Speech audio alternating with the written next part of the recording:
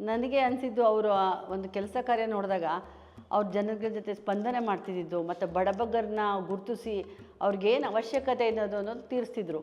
ನಮ್ಮ ಸೋಮಣ್ಣವ್ರದ್ದು ಒಂದೇನಪ್ಪ ಅಂದರೆ ಜೋರಾಗಿ ಮಾತಾಡಿ ಬೈದು ಕೆಲಸ ಮಾಡಿಸ್ಕೊಳ್ಳೋಂಥ ಒಂದು ಚಾಕಚಕ್ಯತೆ ಇದೆ. ಅವ್ರಿಗೆ ಕೆಲಸ ಆಗಬೇಕಷ್ಟೇ, ನೀವು ಯಾವರೇ ಅಧಿಕಾರಿಯಲ್ಲಿ ಕರೆಸ್ಬಿಟ್ಟು ಕೆಲಸ ಮಾಡಿಸೋವಂಥ ಒಂದು ಇದಿದೆ, ಅವ್ರಿಗೆ ಶಕ್ತಿ ಇದೆ. ನಮ್ಮ ಮನೆಗೆ ಯಾರೇ ಬಂದ್ರೂ ಆತಿಥ್ಯ ಮಾಡ್ಬೇಕಾದ್ರೆ ನಮ್ಮ ತಾಯಿ ಭೇದ ಭಾವ ಮಾಡ್ತಿಲ್ಲ. ಮತ್ತು ನಮ್ಮಲ್ಲಿ ಬಸವಣ್ಣವ್ರ ತತ್ವ, ಯಾವುದೇ ಕಾರಣಕ್ಕೂ ಜಾತಿ ನೋಡ್ದಲೆ ಇವನ ಆರವ ಅಂದಲೆ ಎಲ್ಲರೂ ನಮ್ಮವರು ಅಂತ ನಡೆಸ್ಕೊಂಡು ಹೋಗ್ತಿದ್ದ ಅಂತ ಮನಸ್ಥಿತಿ ನಮ್ಮದಿತ್ತು. ಸರ್ ನಾನು ಇಷ್ಟು ಹೇಳೋದು, ನಮ್ಮ ಮನಸ್ಥಿತಿ ಸರಿಗೆ ಇಟ್ಕೊಂಡು ನಾವೆಲ್ಲರ ಜೊತೆ ಹೊಂದಾಣಿಕೆ ಮಾಡ್ಕೊಂಡೋದಾಗ ಲೈಫು ಜೀವನ ತುಂಬ ಸುಗಮ ಮತ್ತು ಖುಷಿಯಾಗಿರ್ಬೋದು. ಸರ್ ಇವಾಗ ಎಲ್ಲೇ ಕಡೆ ಹೋಗಿ ನೀವು ಹುಟ್ಟಿರೋದೇನು ಗೊತ್ತಾ, ಈಗೋಯಿಂದ ಅಂದರೆ ನಾನು ಅನ್ನೋದ್ರಿಂದ. ಅದನ್ನು ಸ್ವಲ್ಪ ನಾನು ಅನ್ನೋದೋಗಿ ನಾವು ಅಂತ ಬಂದಾಗ ಇದೆಲ್ಲ ಸಮಸ್ಯೆಗೆ ಬಗೆಹರಿಯುತ್ತೆ ಅಂತ ಅನಿಸುತ್ತೆ. 94-96 ನನಗೆ ಹೇಳಿದರು ನೀವು ಕೌನ್ಸಿಲರ್ ಆಗಿ ಅಂತ. ನಾ ಹೇಳಿದೆ ಮನೆ ಮಂದಿ ಎಲ್ಲ ರಾಜಕೀಯ ಮಾಡಿದ್ರೆ ಮನೆ ಮಕ್ಳಿಗೆ ಊಟ ಹಾಕೋರ ಅಂತ.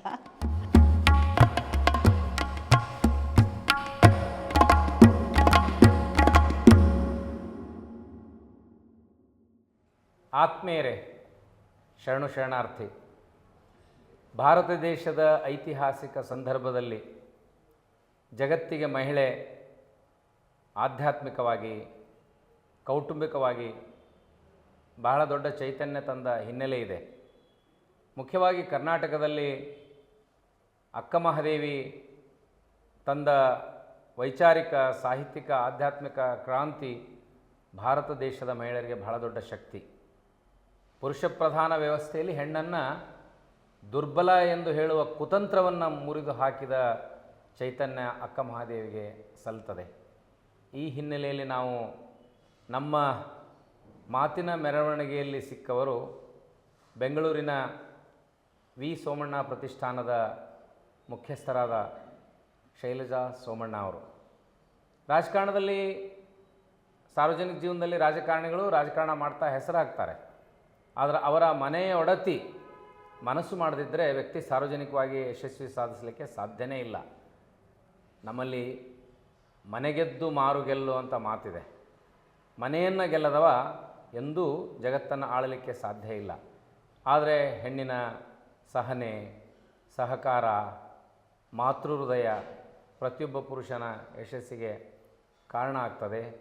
ಈ ಹಿನ್ನೆಲೆಯಲ್ಲಿ ವಿ ಸೋಮಣ್ಣ ಪ್ರತಿಷ್ಠಾನದ ಮೂಲಕ ಜನಪರವಾದ ಕೆಲಸಗಳನ್ನು ಮಾಡ್ತಾ ಅನೇಕ ತಮ್ಮದೇ ಆದ ಆಲೋಚನೆಗಳನ್ನು ಹೊಂದಿದ ಶ್ರೀಮತಿ ಶೈಲಜಾ ಸೋಮಣ್ಣ ಅವರನ್ನು ನಾನು ವಚನವಾಹಿನಿಯ ಪರವಾಗಿ ಸಮಸ್ತ ನಾಡಿನ ಸ್ತ್ರೀ ಧ್ವನಿಯಾಗಿ ಸ್ವಾಗತಿಸ್ತೇನೆ. ನಮಸ್ಕಾರ. ಶರಣು ಶರಣಾರ್ಥಿ ಮೇಡಮ್ ಅವರೇ. ನಮಸ್ಕಾರ ಮೇಡಮ್. ಪ್ರತಿಯೊಬ್ಬ ಯಶಸ್ವಿ ಪುರುಷನ ಹಿಂದೆ ಮಹಿಳೆ ಇರ್ತಾರೆ, ಅದು ನಿಜ ಕೂಡ. ನೀವು ಕೂಡ ಇದ್ರಿ. ಸೊ ನಿಮ್ಮ ಪಾತ್ರ ಹೇಗಿತ್ತು ಮೇಡಮ್? ನಾವು ಶುರುವಾದಾಗ ಹೇಳಬೇಕು ಅಂದರೆ, ಅವ್ರು ರಾಜಕೀಯಕ್ಕೆ ಶುರುವಾದಾಗ ಒಂದು ಯಾವ ಥರ ಇತ್ತು ಅಂದರೆ ಪರಿಸ್ಥಿತಿ, ನಾವು ಸೋಷಿಯಲ್ ಲೈಫ್ಗೆ ಬರಲೇಬೇಕು ಅಂತ ಒಂದು ತೀರ್ಮಾನ ಮಾಡಿ ಅವರು ರಾಜಕೀಯವಾಗಿ ಎಂಟ್ರಾದಾಗ, ಪ್ರವೇಶ ಮಾಡಿದಾಗ ಆರಾಮಾಗಿ ನಮ್ಗೆ ಏನು ಅನ್ನಿಸ್ತು ಅಂದರೆ, ಏನೋ ಒಂದು ಸಾಧನೆ ಮಾಡ್ತಾಯಿದ್ದಾರೆ, ಅವ್ರಿಗೆ ನಾವು ಒತ್ತಾಸೆ ಕೊಡಬೇಕು, ಅವ್ರು ಮುಂದುವರಿಬೇಕು. ಇವಾಗ ಒಂದು ರಾಜಕಾರಣ ಅಂದರೆ ಹೇಗೆ ಅಂದರೆ, ಒಬ್ಬ ಮನುಷ್ಯನ ಒಂದು ಪ್ರಶಂಸೆಯಿಂದ ಮತ್ತು ಅವರು ಮಾಡೋ ಕೆಲಸ ಇದೆಯಲ್ಲ, ಅದು ಭಾಳ ಮುಖ್ಯ ಆಗುತ್ತೆ. ನಮ್ಮ ಸೋಮಣ್ಣವ್ರಿಗೆ ಏನಪ್ಪ ಅಂದರೆ ಭಾಳ ಜನಪರ ಕಾಳಜಿ ಜಾಸ್ತಿ. ಅವರೇ ಜನಪರ ಯೋಜನೆ ಮಾಡಿಕೊಂಡು ಯಾವುದೋ ಒಂದು ಕೆಲಸ ಮಾಡಬೇಕು ಅಂತ ಭಾಳ ಉತ್ಸುಕರಾಗಿದ್ದರು. ಆ ಸಂದರ್ಭದಲ್ಲಿ ಅವ್ರಿಗೆ ಅವಕಾಶ ಸಿಕ್ತು 83ರಲ್ಲಿ. ಅವರು ಆವಾಗ BBMP ಮಹಾನಗರ ಪಾಲಿಕೆಯ ಒಂದು ಸದಸ್ಯರಾಗಿ ಎಲೆಕ್ಷನ್ ನಿಂತ್ಕೊಂಡ್ರು. ಅವಾಗ ನಮ್ಗೆ ಅನಿಸಿದ್ದೇನೆಂದರೆ, ಒಬ್ಬ ನಮ್ಮ ಮನೆಯಿಂದ ಒಬ್ಬರು ಸೋಷಿಯಲ್ ವರ್ಕ್ ಮಾಡಲಿಕ್ಕೆ ಹೋಗ್ತಿದ್ದಾರೆ, ಅವ್ರಿಗೊಂದು ಒತ್ತಾಸೆ ಕೊಡೋಣ. ಅವರು ಮುಂದುವರೆದಾಗ ಜನಗಳಲ್ಲಿ ಒಂದು ಕೆಲಸ ಮಾಡಿ ಒಳ್ಳೆಯ ಹೆಸರು ತೊಗೊಂಡ್ರೆ ನಮಗೆಲ್ಲರಿಗೂ ಖುಷಿಯಾಗತ್ತೆ. ನಮ್ಮ ಮನೆಯೂ ಒಬ್ಬ ವ್ಯಕ್ತಿ ಒಬ್ಬ ಜನರ ಮಧ್ಯೆ ಪ್ರತಿನಿಧಿಯಾಗಿ ಇರ್ತಾರೆ ಅನ್ನೋ ಒಂದು ಆಸೆಗೆ ನಾವು ಶುರು ಮಾಡಿದ್ವಿ. ಅಂದರೆ ನಮ್ಮದು ಒಂದು ಆಸೆ ಅಂತಲೇ ಹೇಳಬೇಕು. ಯಾಕಂದರೆ ಇಲ್ಲದೇ ನಾವು ಹೆಂಗೆ ಹೋಗೋಕ್ಕಾಗತ್ತೆ, ಆಸೆ ಇಲ್ಲದೇ ಮುಂದಕ್ಕೆ ಹೋಗೋಕ್ಕಾಗಲ್ಲ. ಆ ಥರ ಶುರುವಾಗಿದ್ದ ಜೀವನ. ಹಾಗೆ ನಮ್ಮ ಮನೆಯವರು BBMP ಸದಸ್ಯರಾದರು. ಆ ಮೂಲಕ ಭಾಳನೇ ಕೆಲಸ ಮಾಡಿಕೊಟ್ರು. ಆಗ ನಾವು ಫಸ್ಟುಗೆ ಇದರಲ್ಲಿ ವಿಜಯನಗರದಿಂದ ಎಲೆಕ್ಷನ್ ನಿಂತಿದ್ದು. ಆಗ ನಮಗೆ ತುಂಬಾ ಇದು ಮಾಡಿದ್ದು ಕೃಷ್ಣಯ್ಯ ಅವರವರು. ಇವತ್ತು ಅವ್ರನ್ನ ನೆನೆಸ್ಕೋಬೇಕು. ಯಾಕಂದರೆ ಅವರು ಇವರ ಒಂದು ಒಳ್ಳೆಯ ತನೆಯನ್ನು ಗುರುತಿಸಿ ನೀನು ನಿಂತ್ಕೊಪ್ಪ ಅಂತ ಬೆನ್ನು ತಟ್ಟಿದ್ದು. ಆಮೇಲೆ BR ಶಂಕರ್ ಅವರೆಲ್ಲ ಸೇರಿಕೊಂಡು ಟಿಕೆಟ್ ಕೊಡಿಸಿದ್ರು, ಅಂದರೆ BBMP ಎಲೆಕ್ಷನ್ಗೆ. ಆಗ ಅವರು ನಿಂತಾಗ ನಾವೆಲ್ಲ ಒಂಥರ ಏನೋ ಒಂದು ಹೆಮ್ಮೆ. ಒಬ್ಬ ನಮ್ಮನೆ ವ್ಯಕ್ತಿ ಒಂದು ರಾಜಕೀಯಕ್ಕೆ ಬಂದು ಜನಗಳ ಮಧ್ಯ ಜನಪ್ರತಿನಿಧಿಯಾಗಿ ಹೋಗ್ತಾರಲ್ಲ, ನಾವು ಖುಷಿನಲ್ಲಿ ನಾವೆಲ್ಲರೂ ಒತ್ತಾಸೆಯಾಗಿ ನಿಂತ್ಕೊಂಡ್ವಿ. ನಾವೆಲ್ಲರೂ ಅಂದರೆ ನಾನು ಒಬ್ಬಳೇ ಇದ್ದಿದ್ದು. ಆ್ಯಕ್ಚುಲಿ ನಮ್ಮ ಮನೆಯಲ್ಲಿ ಎಲ್ಲ ಅವ್ರ ತಂದೆ ಎಲ್ಲ ಹಳ್ಳಿನಲ್ಲಿದ್ದಾರೆ, ಅವರು ಅಷ್ಟೊಂದು ಒಡನಾಟ ಇರಲಿಲ್ಲ. ಸರಿ, ನಮಗೆ ನಮ್ಮ ತಂದೆ ತಾಯಿ ಎಲ್ಲ ಚಿಕ್ಕ ವಯಸ್ಸಲ್ಲೇ ತೀರು ಹೋಗಿದ್ದರು. ಸರ್, ಈಗ ಎಲ್ಲ ಹೆಣ್ಮಕ್ಳಿಗೆ ಹೊಸದಾಗಿ ಮದುವೆ ಆದಲ್ಲಿ ನನ್ನ ಗಂಡ ನನ್ನ ಜೊತೆ ಸಂಸಾರದಲ್ಲಿ ಇರಲಿ, ಖುಷಿ ಪಡಿಸ್ಲಿ ಅಂತಿರುತ್ತೆ. ನಿಮ್ಮ ಯಜಮಾನರು ದಿಢೀರಂತ ಸಾರ್ವಜನಿಕ ಬದುಕಿಗೆ ಹೋದ ಕೂಡಲೇ ನಿಮಗೊಂದು ಸಣ್ಣ ನಿರಾಶೆ ಏನು ಆಗಲಿಲ್ವಾ? ಇಲ್ಲ, ಅದು ಒಂಥರ ರೂಢಿ ಆಗೋಯ್ತು ನಮಗೆ. ಒಂಥರ ಸೋಷಿಯಲ್ ಲೈಫ್ ನಂಗೆ ಭಾಳ ಇಷ್ಟ ಆಯಿತು. ಜೊತೆಗೆ ನಾವು ಮದುವೆ ಆದ ಒಂದು 77ರಲ್ಲಿ ನಾನು ಮದುವೆ ಆಗಿದ್ದು. ಮದುವೆ ಆದ 6 ತಿಂಗಳಿಗೆಲ್ಲ ಅವ್ರ ಸೋದರ ಮಾವ ಎಂ.ವಿ. ರಾಜಶೇಖರನ್ ಅವರು MP ಎಲೆಕ್ಷನ್ ನಿಂತ್ಕೊಂಡ್ರು ಕನಕಪುರದಲ್ಲಿ. ಆಗ ಅವರು ಏನೂ ತಲೆ ಕೆಡಿಸ್ಕೊಳ್ಳಲ್ಲ, 1 ತಿಂಗಳ ಮಟ್ಟಿಗೆ ನಮ್ಮ ಮನೆಯೆಲ್ಲ ಬಿಟ್ಟು ಎಲೆಕ್ಷನ್ಗೆ ಹೊರಟೋಗಿದ್ರು. ಆಗ ನಮಗೆ ಅನ್ನಿಸ್ತು, ಇದು ಏನೋ ಅವ್ರಿಗೆ ಸೋಷಿಯಲ್ ಲೈಫಲ್ಲಿ ಇಷ್ಟ ಇದೆ, ನಾವ್ಯಾಕೆ ಅವ್ರು ತೊಂದರೆ ಕೊಡಬೇಕು ಅನ್ನೋ ಒಂದು ಭಾವನೆ ನನ್ನ ಮನಸ್ಸಲ್ಲಿ ಬೆಳೆದ್ಬಿಡ್ತು. ಅದರಿಂದ ನನಗೇನು ಒಂಥರ ನಿರಾಸೆನೂ ಆಗಲಿಲ್ಲ, ಆಶ್ಚರ್ಯನೂ ಆಗಲಿಲ್ಲ. ಸೋಮಣ್ಣವರು ಕರಿಯರನ್ನು BBMP ಸದಸ್ಯರಾಗಿ, ಶಾಸಕರಾಗಿ, ವಿಧಾನ ಪರಿಷತ್ತಿನ ಸದಸ್ಯರಾಗಿ, ಲೋಕಸಭಾ ಸದಸ್ಯರಾಗಿ, ರಾಜ್ಯದಲ್ಲಿ ಮಂತ್ರಿಯಾಗಿ, ಕೇಂದ್ರದಲ್ಲಿನೂ ಮಂತ್ರಿ ಆದರು. ಹೌದು. ಅಂದರೆ ಎಷ್ಟು ಒಬ್ಬ ಸಾಮಾನ್ಯ ಮನುಷ್ಯನ ಬೆಳವಣಿಗೆ ಇದೆಯಲ್ಲ, ಇದು ಪವಾಡ ಸದೃಶ ಅಂತ ಕರಿತೀವಿ. That is the beauty of democracy. ಆಗ ನೀವು ಅದನ್ನೆಲ್ಲ ಗಮನಿಸ್ತಾ ಬಂದಿರಲ್ಲ, ನಿಮ್ಮಲ್ಲಿ ಮನಸ್ಸಿನಲ್ಲಿ ಏನೇನು ಸಾಮಾಜಿಕ ಕ್ಷೇತ್ರದಲ್ಲಿ ಭಾವನೆಗಳು ಶುರುವಾದವು? ನನಗೆ ಅನಿಸಿದ್ದು, ಅವರು ಒಂದು ಕೆಲಸ ಕಾರ್ಯ ನೋಡಿದಾಗ ಅವ್ರ ಜನಗಳ ಜೊತೆ ಸ್ಪಂದನೆ ಮಾಡ್ತಿದ್ದಿದ್ದು, ಮತ್ತು ಬಡಬಗ್ಗರನ್ನ ಗುರುತಿಸಿ ಅವ್ರಿಗೇನು ಅವಶ್ಯಕತೆ ಇದೆ ಅನ್ನೋದು ತೀರಿಸ್ತಿದ್ರು. ಇವಾಗ ಒಂದು ರಸ್ತೆನಲ್ಲಿ ಹೋಗ್ತಿದ್ದಾಗ ಒಂದು ಚರಂಡಿ ವ್ಯವಸ್ಥೆ ಸರಿ ಇರಲಿಲ್ಲ ಅಂದಾಗ ತಕ್ಷಣ ಅದು BBMP ಅವ್ರಿಗೆ ಫೋನ್ ಮಾಡಿ ಕರೆಸಿ ಅದನ್ನು ಕರೆಕ್ಟ್ ತಕ್ಷಣ ಸರಿ ಮಾಡಿಸ್ತಿದ್ರು. ಮತ್ತು ನಿಮ್ಗೆ ಗೊತ್ತಿದೆಯಲ್ಲೋ, 87ರಲ್ಲಿ ನಮ್ಮಲ್ಲಿ ತುಂಬ ಫ್ಲಡ್ ಆಗ್ತಿತ್ತು. ನಾವು ಇವರು BBMP ಸದಸ್ಯರಾದಾಗ ಫಸ್ಟು ಚೋಳ್ರುಪಳ್ಳಿ ಅಂತ ಇದ್ದು, ಅಲ್ಲಿ ತುಂಬಾ ಒಂದು ಕಾಲುವೆ ಹರಿತಿತ್ತು. ಅದು ಹೆಂಗೆ ಅಂದರೆ ಮಳೆ ಬಂತು ಅಂದರೆ ಓವರ್ ಫ್ಲಡ್ಡಾಗಿ ಮನೆಗಳಿಗೆಲ್ಲ ನುಗ್ಬಿಡೋದು, ಆ ಥರ ಪರಿಸ್ಥಿತಿ ಇತ್ತು. ಆಗ ಅವರು ಹೇಗೆ ತಾವೇ ಖುದ್ದಾಗಿ ಹೋಗಿ ಅಧಿಕಾರಿಗಳನ್ನ ಕರ್ಕೊಂಡೋಗಿ ಅಲ್ಲೆಲ್ಲ ನೋಡಿ ಸಮಸ್ಯೆಯನ್ನು ಪರಿಶೀಲಿಸಿ, ಮತ್ತು ಅವಾಗೆಲ್ಲರಿಗೂ ಥರ ಅವ್ರಿಗೆ ನಮ್ಮ ಸೋಮಣ್ಣವ್ರದ್ದು ಒಂದೇನಪ್ಪ ಅಂದರೆ ಜೋರಾಗಿ ಮಾತಾಡಿ ಬೈದು ಕೆಲಸ ಮಾಡಿಸ್ಕೊಳ್ಳೋಂಥ ಒಂದು ಚಾಕಚಕ್ಯತೆ ಇದೆ. ಅವ್ರಿಗೆ ಕೆಲಸ ಆಗಬೇಕಷ್ಟೇ, ನೀವು ಯಾವರೇ ಅಧಿಕಾರಿಯಲ್ಲಿ ಕರೆಸ್ಬಿಟ್ಟು ಕೆಲಸ ಮಾಡಿಸೋವಂಥ ಒಂದು ಇದಿದೆ, ಅವ್ರಿಗೆ ಶಕ್ತಿ ಇದೆ. ಆ ಇದರಲ್ಲಿ ನಾವು ನೋಡಿದಾಗ, ಹತ್ತದಿಂದ ನೋಡಿದಾಗ ಇಷ್ಟೆಲ್ಲ ಒಳ್ಳೆ ಕೆಲಸ ಮಾಡ್ಬೇಕಾದ್ರೆ ನಾವೆಲ್ಲ ಯಾಕೆ ಸಹಕಾರ ಕೊಡಬಾರ್ದು ಅನ್ನೋದೊಂದು. ಜೊತೆಗೆ ನನಗೆ ನಾವು ಬೆಳೆದಿದ್ದ ರೀತಿ ಹೆಂಗೆ ಅಂದರೆ ಜನರ ಮಧ್ಯೆ ಬೆಳೆದಿರೋದ್ರಿಂದ ನನಗೆ ಇದೇನು ವಸ್ತು ಅನ್ನಿಸ್ಲಿಲ್ಲ. ಯಾಕಂದ್ರೆ ನಮ್ಮ ತಾಯಿ ಮನೆಯಲ್ಲೂ ನಮ್ಮ ಮನೆಗೆ ಯಾರೇ ಬಂದ್ರೂ ಆತಿಥ್ಯ ಮಾಡ್ಬೇಕಾದ್ರೆ ನಮ್ಮ ತಾಯಿ ಭೇದ ಭಾವ ಮಾಡ್ತಿಲ್ಲ. ಮತ್ತು ನಮ್ಮಲ್ಲಿ ಬಸವಣ್ಣವ್ರ ತತ್ವ, ಯಾವುದೇ ಕಾರಣಕ್ಕೂ ಜಾತಿ ನೋಡ್ದಲೆ ಇವನ ಆರವ ಅಂದಲೆ ಎಲ್ಲರೂ ನಮ್ಮವರು ಅಂತ ನಡೆಸ್ಕೊಂಡು ಹೋಗ್ತಿದ್ದ ಅಂತ ಮನಸ್ಥಿತಿ ನಮ್ಮದಿತ್ತು. ಆದ್ದರಿಂದ ನಮಗೇನಾಯಿತು, ಇದು ಜನಗಳ ಜೊತೆ ಬೆರ್ಕೊಳ್ಳಿಕ್ಕೂ ಅನುಕೂಲ ಆಯಿತು. ಜೊತೆ ಕೆಲಸ ಕಾರ್ಯದಲ್ಲಿ ನಾನು ಸಹಕಾರ ಮಾಡಲಿಕ್ಕೂ ನಂಗೆ ತುಂಬ. ಈಗ ಸೋಮಣ್ಣವರು ಅವೈಲೇಬಲ್ ಆಗಿದಾಗ ಭಾಳಷ್ಟು ಜನ ವಾರ್ಡ್ನ ಮಹಿಳೆಯರು, ಕ್ಷೇತ್ರದ ಮಹಿಳೆಯರು ತಮ್ಮನ್ನು ಅಪ್ರೋಚ್ ಆಗ್ತಿದ್ರು. ನೀವು ಯಾವ ರೀತಿ ಸ್ಪಂದನೆ ಮಾಡ್ತಾಯಿದ್ರಿ? ಇಲ್ಲ, ನಾನು ಎಲ್ಲರ ಹತ್ರ ಮಾತಾಡಿ ಕೇಳ್ತೀನಿ, ಅವ್ರಿಗೇನು ಸಮಸ್ಯೆ ಇದೆ ಅಂತ ಕೇಳಿ ಅವ್ರ ಹತ್ರ ಕೂತ್ಕೊಂಡು ಮಾತಾಡ್ತೀನಿ. ಕೆಲವರು ಬರ್ತಾರೆ, ಪಾಪ ಏನೋ ಮನೆ ಸಮಸ್ಯೆನೂ ತರ್ತಾರೆ. ಒಂದ್ಸಲಿ ನಿಮಗೆಲ್ಲ ಗೊತ್ತಿರ್ಬೋದು, ಪರ್ಸ್ನಲಾಗಿ ಅವ್ರ ವೈಯಕ್ತಿಕವಾಗಿ ಏನೋ ಮನೆಯೊಳಗೆ ಸಮಸ್ಯೆಗಳಿರುತ್ತೆ, ಅದನ್ನು ಹೇಳ್ತಾರೆ. ಆದಷ್ಟು ನಾನು ಕೈಲಾದಷ್ಟು ಪರಿಹಾರ ಮಾಡಿಕೊಡ್ತೀನಿ. ಜೊತೆಗೆ ನಮಗೆ ಈ ಸಾರ್ವಜನಿಕ ಸಮಸ್ಯೆನಲ್ಲಿ ಅಷ್ಟೊಂದು ಅನಿಸಲ್ಲ, ಯಾಕಂದರೆ ಎಲ್ಲರೂ ಪ್ರೀತಿಯಿಂದ ಅಕ್ಕ ಅಕ್ಕ ಅಂತ ಮನೆಗೆ ಬಂದು ತುಂಬ ಒಳ್ಳೆತನದಿಂದ ಭಾಳ ಖುಷಿಯಿಂದ ಮಾತಾಡ್ತಾರೆ. ಅದೊಂದು ನಮಗೊಂಥರ ಖುಷಿನೂ ಅನಿಸುತ್ತೆ. ಮತ್ತು ಅವ್ರ ಜೊತೆಲ್ಲ ನಾವು ಒಡನಾಡಿಕೊಂಡು ಅವ್ರ ಸಮಸ್ಯೆನ ಬಗೆಹರಿಸ್ತೀವಲ್ಲ, ಎಲ್ಲೋ ಒಂದು ಕಡೆ ತೃಪ್ತಿ. ನೀವು ಅಕ್ಕ ಅಂದಾಗ ನಮಗೆ ನೆನಪಾಯಿತು, ಲಿಂಗಾಯತ ಮಹಿಳೆಯರಿಗೆ, ಕರ್ನಾಟಕದ ಮಹಿಳೆಯರಿಗೆ ಮಹಾದೇವಿ ಅಕ್ಕ ಭಾಳ ದೊಡ್ಡ ಆದರ್ಶ. ಹೌದು, ನಮಗೆ ಅಕ್ಕ ಮಹಾದೇವಿ ಆದರ್ಶ ಆಗಬೇಕು, ಏನು ಪುರಾಣದ ಹೆಣ್ಮಕ್ಳು ಆದರ್ಶ ಆಗಬೇಕು ಅಂತ ನೀವು ಅಂತೀರಾ? ಅಕ್ಕ ಮಹಾದೇವಿಯವರ ಆದರ್ಶ ತಗೊಂಡು ನಾವೆಲ್ಲರೂ ಪುರಾಣದಲ್ಲಿ ಮಹಿಳೆಯರ ಆದರ್ಶ ಮಾಡ್ಕೋಬೋದು. ಯಾಕಂದರೆ ಅಕ್ಕ ಮಹಾದೇವಿಯವರು ಆ ಒಂದು 12ನೇ ಶತಮಾನದಲ್ಲೇ ಅವರು ತನ್ನನ್ನು ಉಳಿಸ್ಕೊಳ್ಳಿಕ್ಕೋಸ್ಕರ ಕೌಶಿಕ ಮಹಾರಾಜನನ್ನು ಎದುರಾಕೊಂಡು ಹೊರಗಡೆ ಬಂದು ಆ ಒಂದು ಇದರಲ್ಲಿ ಬಸವಣ್ಣವರ ಸಂಪುಟ ಸಭೆ ಅಂತ ಇವಾಗ ನಾವೇನಂತೀವೋ ಅದನ್ನು ಅನುಭವ ಮಂಟಪನ ಬಸವಣ್ಣವರೇ ಶುರು ಮಾಡಿದ್ದಲ್ವ. ಇವತ್ತು ವಿಧಾನಸೌಧ ಇರ್ಬೋದು, ಪಾರ್ಲಿಮೆಂಟ್ ಹೌಸ್ ಇರ್ಬೋದು, ಎಲ್ಲರೂ ಒಂದು ಕೂತ್ಕೊಂಡು ಎಲ್ಲರೂ ಒಂದು ಮಾತುಕತೆಗೆ ಅವ್ರಿಗೆ ಮಾಡಿಕೊಟ್ಟಿದ್ದೇ ತಾನೇ ನಮಗೆ ಖುಷಿಯಾಗಿದ್ದು. ಮತ್ತು ಅಲ್ಲಿ ಬಂದು ಅಕ್ಕ ಮಹಾದೇವರು ಅಲ್ಲಮಪ್ರಭು ಅವ್ರಿಗೆ ಕ್ವಶನ್ ಅಂತರ ಅವ್ರು ಕೇಳ್ತಾರಲ್ವ ಪ್ರಶ್ನೆ, ನೀನೇನಮ್ಮ ಹಿಂಗೆ ಈ ಥರ ಬಂದಿದೆಯಲ್ಲ, ನೀನು ಒಬ್ಬಳೆ ಹೇಗೆ ಬಂದೆ ನೀನು ಅಂತೆಲ್ಲ ಅಲ್ಲಮಪ್ರಭು ಕೇಳಿದಾಗ ಅವ್ರಿಗೆ ಥರ ಉತ್ತರ ಕೊಟ್ಟು ಅವರ ತನವನ್ನು ಉಳಿಸ್ಕೊಂಡ್ರು. ಮತ್ತು ಯಾವ ಒಂದು ಪುರುಷನ ಒಂದು ಏನು ಸಂಪರ್ಕ ಇಲ್ದಲೆ ಮತ್ತು ಯಾವ ಪುರುಷನಿಗೂ ಎದುರುಕೊಳ್ದಲೆ ಅವರಷ್ಟು ದಿಟ್ಟತನದಿಂದ ಮಹಿಳೆ ಬಂದಾಗ ಅವ್ರನ್ನ ಆದರ್ಶ ಇಟ್ಕೊಂಡು ನಾವು ಮುಂದುವರಿಬೇಕೆ ಹೊರತು ಪ್ರಪಂಚದಲ್ಲಿ ಇವಾಗ ಸಾಹಿತ್ಯವಾಗಿ ಆಮೇಲೆ ಬಂದವರೆಲ್ಲ ಪುರಾಣದಲ್ಲಿ ಬಂದಿದ್ದಾರೆ ಮಹಿಳೆಯರು ಇಲ್ಲ ಅಂತಲ್ಲ. ಇವಾಗ ಕಿತ್ತೂರು ರಾಣಿ ಚೆನ್ನಮ್ಮ ಇರ್ಬೋದು, ಬೆಳವಾಡಿ ಮಲ್ಲಮ್ಮ ಅವ್ರು ಇರ್ಬೋದು ಅಲ್ವಾ, ಅವರೆಲ್ಲರೂ ನಮಗೆ ಆದರ್ಶ ಇತಿಹಾಸದಲ್ಲಿ ಇಲ್ಲ ಅಂತಲ್ಲ. ಅವರ ಧೈರ್ಯ ಶೌರ್ಯಕ್ಕೆ ನಾವು ಅವರೆಲ್ಲರ ಒಂದು ಪ್ರೇರಣೆ ಶಕ್ತಿ ಅಕ್ಕ ಮಹಾದೇವಿ ಅಂತ ನನ್ನ ಅನಿಸಿಕೆ ಇರ್ಬೋದಂತ. ಈಗ ನೀವು ಸಾರ್ವಜನಿಕ ಜೀವನದ ಜೊತೆಗೆ ರಾಜಕಾರಣ ಅಧಿಕಾರ ಇರಲಿ ಬಿಡಲಿ, ವಿ ಸೋಮಣ್ಣ ಪ್ರತಿಷ್ಠಾನದ ಮೂಲಕ ಯಾವ ರೀತಿ ಜನಪರ ಕಾರ್ಯಕ್ರಮಗಳನ್ನ ನೀವು ಆಯೋಜನೆ ಮಾಡೋಕ್ಕೆ ಪ್ರಾರಂಭ ಮಾಡಿದ್ರಿ? ಅದು ಹೇಗೆ ಸ್ಟಾರ್ಟ್ ಆಯಿತು? ಅದು ಆ ಆಲೋಚನೆ ಶುರುವಾಗಿದ್ದು ಹಿಂಗೆ ಕೂತಾಗ ನಾವು ಪಾಲನೆತ್ರೆಲ್ಲ ನಮ್ಮ ಮನೆ ಸದಸ್ಯ ನಮ್ಮ ಪಾಲಣ್ಣ, ನಾನಂತೂ ಪಾಲಣ್ಣ ಅಂತಲೇ ಅನ್ನೋದು, ನಾವು ಪಾಲಣ್ಣ ಅಂತ ಕರೆಯೋದೇ ಇಲ್ಲ. ಪಾಲಣ್ಣ ನಾವೆಲ್ಲ ಕೂತಾಗ ಹೀಗೆ ಯೋಚನೆ ಮಾಡ್ತಾ ಏನಾದ್ರು ಒಂದು ಮಾಡಬೇಕು, ಸಾಹೇಬ್ರು ಇಷ್ಟೆಲ್ಲ ಸಾರ್ವಜನಿಕ ಕೆಲಸ ಮಾಡಿದಾಗ ಅವರ ಹೆಸರಿನಲ್ಲಿ ಒಂದು ಪ್ರತಿಷ್ಠಾನ ಮಾಡಬೇಕು ಅಂತ ಐಡಿಯಾ ಬಂತು, ಒಂದು ಆಲೋಚನೆ ಬಂತು. ನಾವು ಪಾಲಣ್ಣ ಎಲ್ಲ ಕೂತ್ಕೊಂಡು ಅದನ್ನು ಶುರು ಮಾಡಿದಾಗ 14ರಲ್ಲೇ ಅಂದ್ಕೊಂಡ್ವಿ. ಆದರೆ ಅದು ಸ್ವಲ್ಪ ಡಿಲೇ ಆಯಿತು. ಆಮೇಲೆ ನಾನು ಬಿಡಲಿಲ್ಲ, ಇಲ್ಲ ಪಾಲಣ್ಣ ಇದು ಆಗಲೇಬೇಕು ಅಂತೇಳಿ 2016ರಲ್ಲಿ ಅದನ್ನು ಆ ಪ್ರತಿಷ್ಠಾನದ ಒಂದು ರಿಜಿಸ್ಟ್ರೇಷನ್ ಎಲ್ಲ ಮಾಡಿ ಶುರು ಮಾಡಿದ್ವಿ. ಆ ಒಂದು ಪ್ರತಿಷ್ಠಾನದ ವತಿಯಿಂದ ಫಸ್ಟು ಕ್ರಿಯಾಶೀಲ ಅಂತ ಒಂದು ಪುಸ್ತಕ ಬಿಡುಗಡೆ ಮಾಡಿದ್ವಿ ಟೌನ್ ಹಾಲಲ್ಲಿ ಪುಸ್ತಕ ಬಿಡುಗಡೆ ಮಾಡಿದ್ವಿ. ಆವಾಗ ನಮ್ಮ ಸುತುರ್ಷಿಗಳು ಮತ್ತು ಎಲ್ಲ ಬಂದಿದ್ದರು. ಅದು ಜೂನ್ 6ನೇ ತಾರೀಕು ಇರಬೇಕು, ಯಾಕೆ ನನ್ನ ಮಗಂದು ಬರ್ತ್ಡೇ ಇತ್ತು ಅವತ್ತು, ನನ್ನ ದೊಡ್ಡ ಮಗಂದು. ಅವತ್ತು ಮಾಡಿದ್ವಿ. ಅವತ್ತು ಮಾಡಿದಾಗ ಒಂದು ಒಳ್ಳೆ ಸಂಘಟನೆ ಆಯಿತು, ಚೆನ್ನಾಗಾಯಿತು. ಆವಾಗ ನಮಗೊಂದು ಖುಷಿ ಆಯ್ತು. ಏನಪ್ಪ ಅಂದರೆ ಇವ್ರು ಸಾರ್ವಜನಿಕವಾಗಿ ಇಷ್ಟೊಂದು ಕೆಲಸ ಮಾಡ್ಬೇಕಾದ್ರೆ ಇವರ ಹೆಸರನ್ನ ಪ್ರತಿಷ್ಠಾನ ಮಾಡಿ ಅದರ ಮೂಲಕ ಒಂದು ಮಕ್ಕಳನ್ನ ಇವಾಗ ಶಾಲಾ ಮಕ್ಕಳು ಒಂದು ಒಳ್ಳೆ ಮಾರ್ಕ್ಸ್ ತೊಗೊಂಡು ಪಾಸಾಗಿರ್ತಾರೆ ನೋಡಿ, ಒಂದು 90% ಮೇಲೆ ತೊಗೊಂಡು ಪಾಸಾಗಿರ್ತಾರೆ. ಅವ್ರಿಗೆಲ್ಲ ಪ್ರತಿಭೆಗಳನ್ನ ಗುರುತಿಸಿ ಅವ್ರನ್ನ ಪುರಸ್ಕಾರ ಮಾಡೋಣ. ಮತ್ತು ನಮ್ಮ ಯಜಮಾನರಿಗೆ ತುಂಬ ರಾಜಕೀಯವಾಗಿ ಅವರ ಗುರುಗಳಾದ JH ಪಟೇಲ್ ಕಂಡ್ರೆ ಭಾಳ ಅಭಿಮಾನ, ಅವ್ರಿಗೆ ತುಂಬಾ ಆತ್ಮೀಯತೆ ಅಭಿಮಾನ ಭಾಳ ಜಾಸ್ತಿ. ಸರಿ, ಅವ್ರ ಹೆಸರಲ್ಲಿ ಒಂದು ಪ್ರಶಸ್ತಿ ಮಾಡೋಣ, ಮತ್ತು ಸಾಹಿತಿಗಳನ್ನ ಗುರುತಿಸೋಣ. ಒಂದು ಒಳ್ಳೊಳ್ಳೆ ಸಾಹಿತಿಗಳಿದ್ದಾರೆ, ಅವ್ರನ್ನೆಲ್ಲ ಸಮಾಜಕ್ಕೆ ಪರಿಚಯ ಮಾಡಿಕೊಟ್ಟು ನಮ್ಮ ಪ್ರತಿಷ್ಠಾನದ ಮೂಲಕ ನಮ್ಮ ಪ್ರತಿಷ್ಠಾನಕ್ಕೂ ಒಂದು ಹೆಮ್ಮೆ ಆಗಬೇಕು. ಅವ್ರು ಬಂದಿರೋ ವ್ಯಕ್ತಿಗಳಿಗೂ ನಾವು ಇಂಥ ಕಾರ್ಯಕ್ರಮದಲ್ಲಿ ಭಾಗವಹಿಸಿದ ಒಂದು ಹೆಮ್ಮೆ ಅವ್ರಿಗೂ ಇರಬೇಕು ಅನ್ನೋ ಒಂದು ಮಾದರಿ ಮಾಡ್ಕೊಂಡು ನಾವು ಶುರು ಮಾಡಿದ್ವಿ. ಮೊದಲನೇ ವರ್ಷ ನಾವು ಪ್ರತಿಷ್ಠಾನ ಶುರುವಾದಾಗ ನಮ್ಮ ಹಿರಿಯ ಸಾಹಿತಿಗಳ ಚಂದ್ರಶೇಖರ್ ಕಂಬಾರ್ ಅವ್ರಿಗೆ JH ಪಟೇಲ್ ಪ್ರಶಸ್ತಿ ಕೊಟ್ವಿ. ಅಂದರೆ ಅದು ಬಸವ ಜಯಂತಿ ದಿವಸನೇ ಮಾಡ್ತಿದ್ವಿ. ಬಸವ ಜಯಂತಿ ಮತ್ತು JH ಪಟೇಲ್ ಪ್ರಶಸ್ತಿ ಪ್ರದಾನ ಅಂತ ಮಾಡಿದ್ವಿ.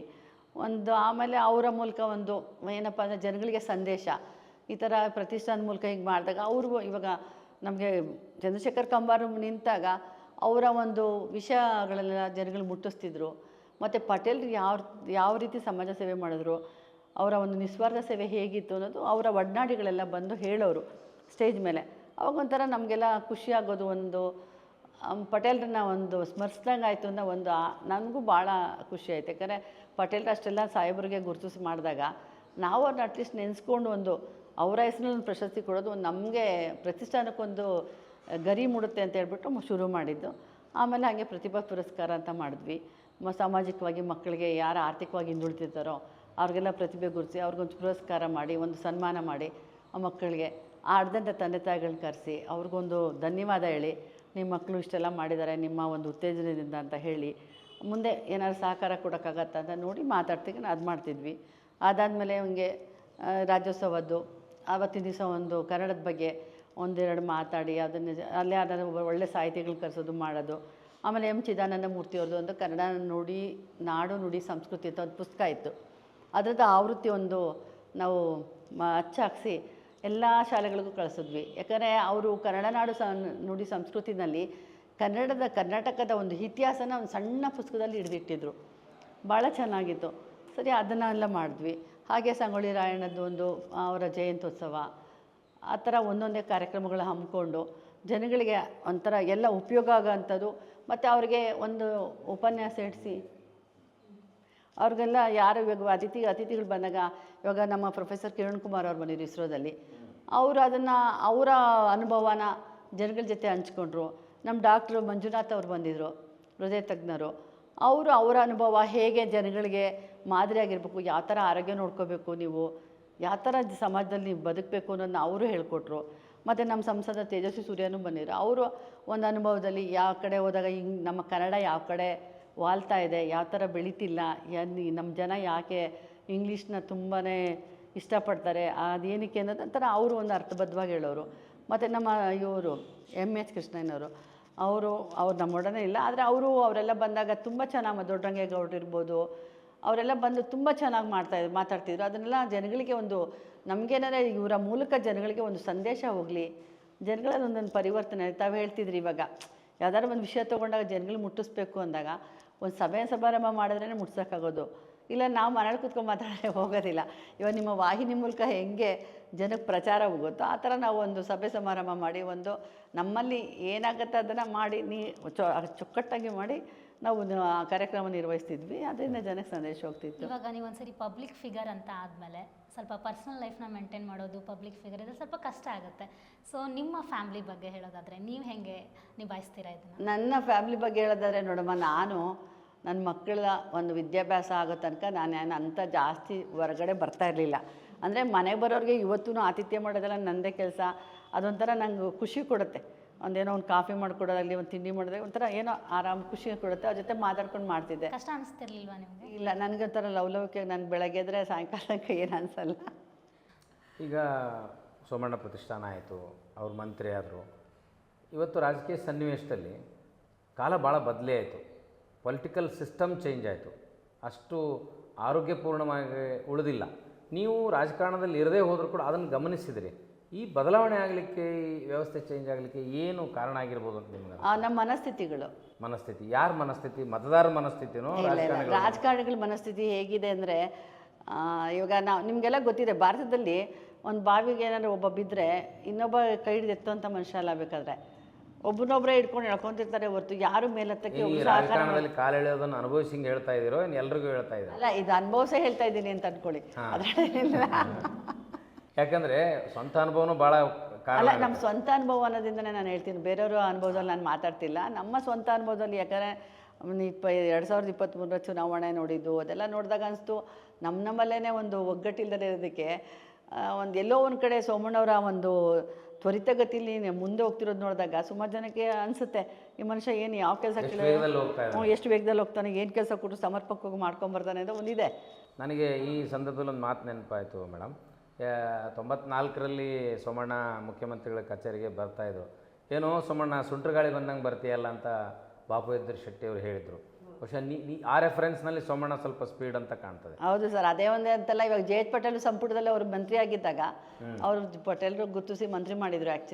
ನಿಜ ಅವಾಗ ಸಂಪುಟದಲ್ಲಿ ಯಾರೋ ಕೇಳಿದ್ರಂತೆ, ಸೋಮಣ್ಣನ ಒಂದು ಕಾನ್ಸ್ಟಿಟ್ಯೂನ್ಸಿಗೆ ಇಷ್ಟೊಂದು ಅನುದಾನಗಳು ಹೋಗುತ್ತೆ, ನಮಗೆಲ್ಲ ಯಾಕೆ ಬರಲ್ಲ ಅಂತ ಕೇಳಿದ್ರಂತೆ. ಅವಾಗ ಪಟೇಲ್ರು ನಗ್ನಗ್ತಾ ಹೇಳಿದ್ರಂತೆ, ಇವಾಗ ಒಂದು ಬಾವಿ ಇದೆ, ಆ ಬಾವಿನಲ್ಲಿ ಮಗ್ಗಕ್ಕೆ ಒಂದು ಬಿಂದಿಗೆನೂ ಇಟ್ಟಿದ್ದೀವಿ, ಎಷ್ಟು ಸಾಧ್ಯವತ್ತು ಅಷ್ಟು ಮಕ್ಕೊಂಡು ಹೋಗ್ತಾ ಇರಬೇಕು. ಸೋಮಣ್ಣಂಗೆ ಶಕ್ತಿ ಇದೆ, ಮಗಿತಾ ಇದ್ದಾನೆ, ಜಾಸ್ತಿ ನೀರು ಮಗಿದ್ದಾರೆ, ನೀವು ಮಗೀರಿ ಅಂತ ಹೇಳೋರಂತೆ. ಆ ಥರ ಸೋಮಣ್ಣವ್ರಿಗೆ ಏನಾಗಿದೆ, ಒಂದು ಕೆಲಸ ಕೊಟ್ಟಾಗ ಅವ್ರಿಗೆ ಆ ಕೆಲಸದಲ್ಲಿ ತಲ್ಲೀನತೆ ಹೆಂಗಿದೆ ಅಂದರೆ 24 ಗಂಟೆನೂ ಕೆಲಸ ಮಾಡೋಂಥ ತನ್ಮಯತೆ. ಅವ್ರು ಇವತ್ತಿಗೂ ನೀವು ಒಂದು ಫೋನ್ನ, ಅವ್ರೊಂದು ಸಣ್ಣ ಫೋನ್ ಇಟ್ಕೊಂಡಿದ್ದಾರೆ, ನೋಕಿಯಾದು. ಆ ಫೋನ್ ಪಕ್ಕದಲ್ಲೇ ಇಟ್ಟಿರ್ತಾರೆ. ಒಂದೇ ರಿಂಗ್ ಆದರೆ ಸಾಕು ಎತ್ಕೊಂಡ್ಬಿಡ್ತಾರೆ. ಎತ್ಕೊಂಡು ಯಾರು ಏನು ಅಂತಾರೆ. ನಾವುಗಳಾದರೆ ಅಯ್ಯೋ ಬಿಡಪ್ಪ ಆಮೇಲೆ ನೋಡೋಣ ಅಂತೀವಿ. ಆದರೆ ಸೋಮಣ್ಣವ್ರ ಬುದ್ಧಿ ಅದಲ್ಲ. ನಿಜ, ಅದಂತೂ ನಿಜ. ಯಾಕಂದರೆ ಅವ್ರಿಗೆ ಜನಗಳ ಒಂದು ಸಮಸ್ಯೆ ಬಗ್ಗೆ ತುಂಬಾ ಒಂಥರ ಮನಸ್ಸಿಗೆ ಭಾಳ ಹಚ್ಕೊಂಡಿದ್ದಾರೆ. ಇವಾಗ ಆಗಿಲ್ಲ ಅಂದಿದ್ರೆ ನಮ್ಮ ವಿಜಯನಗರದ ಕ್ಷೇತ್ರ ಆಗಿರ್ಬೋದು, ಗೋವಿಂದನಗರ ಕ್ಷೇತ್ರ ಆಗಿರ್ಬೋದು, ಇಷ್ಟೊಂದು ಇಂಪ್ರೂವ್ಮೆಂಟ್ ಆಗ್ತಿರಲಿಲ್ಲ. ಮತ್ತು ನಮ್ಮ ಪ್ರತಿಷ್ಠಾನದಿಂದ ಏನೇ ಕಾರ್ಯಕ್ರಮ ಮಾಡಬೇಕಾದ್ರೂ ಅವರು ಒತ್ತಾಸೆಯಾಗಿ ನಿಲ್ತಾರೆ, ನೀನು ಮಾಡು, ಒಳ್ಳೇದಾಗತ್ತೆ ಮಾಡಿ. 47 ವರ್ಷ ಆಯಿತು, ಇನ್ನು 3 ವರ್ಷ ಹೋದರೆ ನೀವು ಸುವರ್ಣ ಸಂಭ್ರಮನ ಆಚರಿಸ್ತೀರಿ, ದಾಂಪತ್ಯದ ಸುವರ್ಣ ಸಂಭ್ರಮನ. ಮತ್ತು ಆ ಅಂಡರ್ಸ್ಟ್ಯಾಂಡಿಂಗು, ಅವರ ಪರ್ಸ್ನಲ್ ಸಾಮರಸ್ಯ, ಎನ್ಕರೇಜ್ಮೆಂಟ್ ಕೊಡೋ ಸ್ವಭಾವ ಹೆಂಗಿದೆ? ಗಂಡಸರ ಮನಸ್ಥಿತಿ ಒಂದು ಥರನೇ ಇರ್ತದಲ್ಲ, ನೀವು ಹೇಳೋದಾದರೆ ಸೋಮಣ್ಣನ ಬಗ್ಗೆ? ಇಲ್ಲ, ಅವರು ಆರಾಮಿರ್ತಾರೆ. ಅವ್ರಿಗೆ ನಾವೇನು ಕೇಳಬಾರ್ದು ಅಷ್ಟೇ. ನೀವೆಲ್ಲ ಹೋಗ್ತೀರಾ, ಏನು ಮಾಡ್ತೀರಾ ಅಂತ ಕೇಳ್ದಾರೆ ಎಲ್ಲ ಮನೆಯಲ್ಲೆಲ್ಲ ಗಂಡಸರುಗಳು ಹಂಗೆ ಅನಿಸುತ್ತೆ. ನೀವು ನಿಮ್ಮನ್ನ ಸ್ಥಿತಿನೂ ಅದೇ ಇರುತ್ತೆ. ಯಾಕೇಳಿ ಹೆಣ್ಮಕ್ಳು ಹೊರಟಾಗ ನೀನು ಎಲ್ಲೋಗ್ತೀಯ ಅಂದಾಗ ಸಿಟ್ಟು ಬರುತ್ತೆ. ಆದರೆ ಹೆಣ್ಮಕ್ಳಿಗೆ ಗೊತ್ತಾಗಲ್ಲ, ನಾನೇನೋ ಕೇಳ್ತಿದ್ದೀನಿ ಅಂತಾರೆ. ಆದರೆ ಅವ್ರಿಗೆ ನಾನು ಅಂದ್ಕೊಳ್ಳೋದೇನೆಂದರೆ ಗಂಡು ಮಕ್ಳು ಹೋಗ್ಬೇಕಾದ್ರೆ ಇಂಥ ಕಡೆ ಹೋಗ್ತೀವಮ್ಮ ಅಂತ ಹೇಳ್ಬಿಟ್ಟು ಹೊಟ್ಬಿಟ್ಟ ನಡೆಯುತ್ತೆ. ಅವು ಹೋಗ್ಬಾ ಹೇಳ್ಬಾರ್ದಂಥ ಜಾಗನೂ ಇರ್ತಾವ, ಕೆಲವು ಸರಿ ಇರ್ತಲ್ಲ ಸರ್, ಅದೆಲ್ಲ ಇದೆ. ಇವಾಗ ಯಾರ ಮನೆಯಲ್ಲಿಲ್ಲ, ಎಲ್ಲರ ಮನೇಲೂ ಅದೇ ತಾನೆ. ಈ ಇಷ್ಟು ಸುದೀರ್ಘ ದಾಂಪತ್ಯದ ಸೀಕ್ರೆಟ್ ಏನಂತ ಅಂತೀರಿ ಮೇಡಮ್? ಸಹನೆ ಇರಬೇಕು ಸರ್. ಒಬ್ಬರು ಇವಾಗ ಗಂಡ ಹೆಂಡತಿಯಿಂದಾಗ ಏನಂದರೆ ಏರುಪೇರು ಅಂತ ಅಂದರೆ ಪತಿ ಪತ್ನಿಯಿಂದಾಗಲೇ ಅದು ಸರಸ ವಿರಸ ಇದ್ದೇ ಇರುತ್ತೆ. ಆದರೆ ಹೆಣ್ಮಕ್ಳಾದವ್ರು ನನ್ನ ಅನಿಸಿಕೆಯಲ್ಲಿ ಒಂಥರ ನೀರಿನ ಥರ ಇರಬೇಕು. ಯಾಕೆ ಅಂದರೆ ಯಾವ ಒಂದು ಲೋಟಕ್ಕೆ ಹಾಕಿರೋ ನೀರು ಅಡ್ಜಸ್ಟ್ ಆಗುತ್ತೆ, ದೊಡ್ಡ ಪಾತ್ರೆಗೆ ಹಾಕಿರೋ ಆಗುತ್ತೆ. ಆ ಥರ ಒಂದು ಮನಸ್ಥಿತಿನ ಇಟ್ಕೊಂಡಾಗ ಯಾವುದೇ ಮನೆಯಲ್ಲಿ. ಈಗ ನೋಡ್ತೀರಿ ಸಣ್ಣ ಸಣ್ಣ ಕಾರಣಕ್ಕೆ ಈಗಿನ ಯುವತಿಯರು ಡೈವರ್ಸ್ ಕೊಡೋ ಲೆವೆಲ್ಗೆ ಹೋಗಿದ್ದಾರೆ. ಹೌದು ಸರ್, ಅದು ಆರ್ಥಿಕವಾಗಿ ಯಾವಾಗ ಹೆಣ್ಮಗಳು ಇಂಡಿಪೆಂಡೆಂಟ್ ಆಗಿಬಿಡ್ತಾರೋ ಅವಾಗ ಏನಾಗುತ್ತೆ ಯುಗೋ ಸರ್. ಮತ್ತು ಜೊತೆನ ತಾಯಂದಿರು ತಂದೆದಿರು ಬೆಳೆಸೋ ರೀತಿಯೂ ಹಾಗೆ ಆಗಿದೆ. ನೀನೇನು ಕಮ್ಮಿ ಇಷ್ಟೊಂದು ಸಂಪಾದನೆ ಮಾಡ್ತೀವಿ, ಅವ್ನು ಹೇಳ್ದಂಗೆ ಕೇಳೋದೇನಕ್ಕೆ ಅಂತ ನಾವು ಯಾವ ಮನೆಯಲ್ಲ ಶುರುವಾಗುತ್ತೋ. ಈಗ ಹೆಣ್ಣು ಕೊಡ್ಬೇಕಾರ ಅತ್ತೆ ಸೊಸೆ ಅತ್ತೆ ಮಾವ ಇರಬಾರ್ದು ಅನ್ನೋಂಥ ಸ್ಥಿತಿಗೆ ಬಂದು ನಾವು ಖಂಡಿತ ಸರ್, ಇವಾಗ ಎಷ್ಟೋ ಮನೆಗಳಲ್ಲಿ ನಡೀತಾ ಇದೆ. ಆಮೇಲೆ ನೀವು ಹೆಣ್ಣು ನೋಡೋಕ್ಕೆ ಹೋದಾಗ ಆ ಹೆಣ್ಣವರೇ ಕೇಳಿರ್ತಾರೆ, ನಿಮ್ಮ ಮನೇಲಿ ಅಪ್ಪ ಅಮ್ಮ ಇದ್ದಾರಾ, ನೀವು ಊರ ಕಡೆ ಜಮೀನು ಇದೆಯಾ, ಮನೆ ಇದೆಯಾ, ಅಲ್ಲಿ ಹೊಟ್ಟೋಗ್ತಾರೆ ನಮ್ಮ ಮದುವೆ ಆದಮೇಲೆ ಅಂತ ಕೇಳುವಂಥ ಹೆಣ್ಮಕ್ಳು ಇದ್ದಾರೆ. ಆದರೆ ಕೆಲವು ಹೆಣ್ಮಕ್ಳು ತೀರನೇ ಭಾಳ ಖುಷಿಯಾಗಿ ಇಲ್ಲ ನಾವೆಲ್ಲ ಜೊತೆ ಹೊಂದ್ಕೊಂಡು ಹೋಗ್ತೀವಿ ಅನ್ನೋ ಹೆಣ್ಮಕ್ಳು ಇದ್ದಾರೆ. 2-3 ಥರ ಇದ್ದೇ ಇರುತ್ತೆ. ನಿಮ್ಗೆ ಗೊತ್ತೇ ಇದೆ ಸಮಾಜ ಆದಮೇಲೆ ನಾವು ನೀವು ಆ ಥರದ ಯುವತಿಯರಿಗೆ ಏನು ಸಲಹೆ ಕೊಡಲಿಕ್ಕೆ ಬಯಸ್ತೀರಿ? ಸರ್ ನಾನು ಇಷ್ಟು ಹೇಳೋದು, ನಮ್ಮ ಮನಸ್ಥಿತಿ ಸರಿಗೆ ಇಟ್ಕೊಂಡು ನಾವೆಲ್ಲ ಜೊತೆ ಹೊಂದಾಣಿಕೆ ಮಾಡ್ಕೊಂಡೋದಾಗ ಲೈಫು ಜೀವನ ತುಂಬ ಸುಗಮ ಮತ್ತು ಖುಷಿಯಾಗಿರ್ಬೋದು. ನೀವು ಹೊಂದಾಣಿಕೆನೇ ಮಾಡ್ಕೊಂಡೋಗಲ್ಲ, ನನ್ನ ಹಠಮಾರಿತನ, ನನ್ನ ಯುಗೋ ನಂದು, ನಾನೇ ಇದು ಅನ್ನೋದು ಬಿಟ್ಬಿಡ್ಬೇಕು ಸರ್. ಗಂಡಾಗಲಿ ಹೆಣ್ಣಾಗಲಿ ಫೈನಾನ್ಷಿಯಲಿ ಇಂಡಿಪೆಂಡೆಂಟ್ ಆಗಿರೋದ್ರಿಂದ ಈ ಥರ ಫೈನಾನ್ಷಿಯಲಿ ಇಂಡಿಪೆಂಡೆಂಟ್ ಆಗಬೇಕು. ಆದರೆ ಆ ದುಡ್ಡು ಅವರ ಸಾಮರಸ್ಯದಲ್ಲಿ ಬರಬಾರ್ದು. ಗಂಡ ಹೆಂಡತಿ ಮಧ್ಯದಲ್ಲಿ ದುಡ್ಡು ಬರಬಾರ್ದು. ಇಬ್ಬರೂ ಹೆಂಗೆ ಅಂದರೆ ಒಬ್ಬ ಯಾವುದೋ ಒಂದು ಕಾದಂಬರಿಲಿ ಓದಿದ್ದೆ ನಾನು, ಗಂಡ ಹೆಂಡತಿ ಏನೇ ದುಡಿದ್ರು ಒಂದೇ ಕಡೆ ಹಾಕ್ಬಿಟ್ಟು ಎಷ್ಟು ಬೇಕೋ ಅಷ್ಟು ಖರ್ಚು ತೊಗೊಂಡು ಅವತ್ತಿಂದ ಅವತ್ತು ಬರಿತಾ ಇದ್ದರೆ ಏನೂ ಆಗೋಲ್ಲ. ಅದೇನಾಗುತ್ತೆ, ನಾನು ಜಾಸ್ತಿ ದುಡ್ದಿದ್ದೀನಿ ನೀನು ಜಾಸ್ತಿ ದುಡ್ದಿದ್ದೀನಿ ಅನ್ನೋದು ಬರಬಾರ್ದು. ಹೆಣ್ಮಕ್ಳನ್ನು ಸಾಮರಸ್ಯ ಭಾವನೆ ಇರಬೇಕು, ಹೊಂದಾಣಿಕೆ ಮಾಡ್ಕೋಬೇಕು ಕಣೋ. ಯಾವುದೇ ಕಾರಣಕ್ಕೂ ನನ್ನ ಜಾಸ್ತಿ ನಾನು ಮೇಲು ಅನ್ನೋದೆಲ್ಲ ಬೇಡ. ಇವಾಗ ನಿಮ್ಗೆ ಗೊತ್ತಿದೆ, ಇವಾಗ MBA ಆಗಿದೆ ನಿಮ್ಮದು, ನಿಮ್ಮ ಗಂಡು ಹುಡ್ಕೋಕೋರು ನಾವು ಏನು ಹುಡುಕ್ಬೇಕು? ನಿಮಗಿಂತ ಜಾಸ್ತಿ ಓದಿರೋ ಹುಡುಕ್ಬೇಕು. ಆವಾಗ ಆಕಸ್ಮಿಕವಾಗಿ ನಿಮಗೆ ಒಳ್ಳೆ ಹುಡುಗ ಸಿಕ್ಕಿ ನಿಮ್ಮನ್ನು ಪ್ರೀತಿ ಮಾಡೋಂಥ ಸಿಕ್ಕಿದಾಗ ಆ ಒಂದು ಎಜುಕೇಷನ್ನು ಅಂತರ ಬರಬಾರ್ದು, ಹಣಕಾಸಿನ ಇದನ್ನು ಮಧ್ಯದಲ್ಲಿ ಬರಬಾರ್ದು. ಕಡಿಮೆ ಓದಿದ್ರು ಪ್ರೀತಿ ಮಾಡಬೇಕು, ನಿಮ್ಮ ಜೊತೆ ಹೊಂದಾಣಿಕೆ ಮಾಡ್ಕೊಂಡು ಹಂಗೆ ಇರಬೇಕು. ಮತ್ತು ನೀವು ಕೆಲಸ ಮಾಡೋದು ಹೊರಗಡೆ ಇದ್ದಾಗ ನಿಮ್ಮ ಒಂದು ಕೆಲಸದ ನಿಮ್ಮ ಜವಾಬ್ದಾರಿ ಬೇರೆ. ಮನೆಗೆ ಬಂದಾಗ ನೀವು ಗಂಡ ಹೆಂಡತಿ ಆಗಿರಬೇಕೇ ಹೊರತು ನಾವು ಓದಿವಿ ಎಜುಕೇಷನ್ನು ಮಧ್ಯೆ ಬರಬಾರ್ದು, ಹಣಕಾಸು ಮಧ್ಯೆ ಬರೋದು. ಆವಾಗ ನಿಮ್ಮಲ್ಲಿ ಸಾಮರಸ್ಯ ಇದ್ದೇ ಇರುತ್ತೆ ಹೆಣ್ಮಕ್ಳಲ್ಲಿ. ಸರ್ ಇವಾಗ ಎಲ್ಲೇ ಕಡೆ ಹೋಗಿ ನೀವು ಹುಟ್ಟಿರೋದೇನು ಗೊತ್ತಾ, ಈಗೋಯಿಂದ ಅಂದರೆ ನಾನು ಅನ್ನೋದ್ರಿಂದ. ಅದನ್ನು ಸ್ವಲ್ಪ ನಾನು ಅನ್ನೋದೋಗಿ ನಾವು ಅಂತ ಬಂದಾಗ ಇದೆಲ್ಲ ಸಮಸ್ಯೆಗೆ ಬಗೆಹರಿಯುತ್ತೆ ಅಂತ ಅನಿಸುತ್ತೆ. ಭಾಳಷ್ಟು ಜನ ಅಧಿಕಾರಿಗಳು ರಾಜಕಾರಣದಲ್ಲಿರೋರು ಮನೆ ನಾಯಿನೂ ಮಾತಾಡ್ಸೋದು ಕಷ್ಟ ಅಂತ ಜೋಕ್ ಮಾಡ್ತಾರೆ.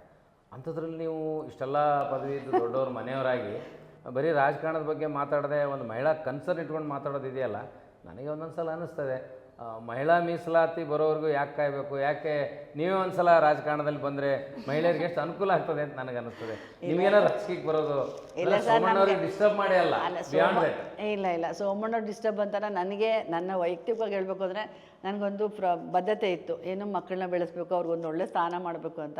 ಈಗ ನನ್ನ ಮಕ್ಕಳೆಲ್ಲರೂ ಸೆಟ್ಲಾಗಿದ್ದಾರೆ. ದೊಡ್ಡ ಮಗನೂ ಒಬ್ಬ MBBS ಡಾಕ್ಟ್ರ್ ಆಗಿದ್ದಾನೆ, ಅವನೊಂದು ಸ್ಕೂಲ್ ನಡೆಸ್ತಾ ಇದ್ದಾನೆ.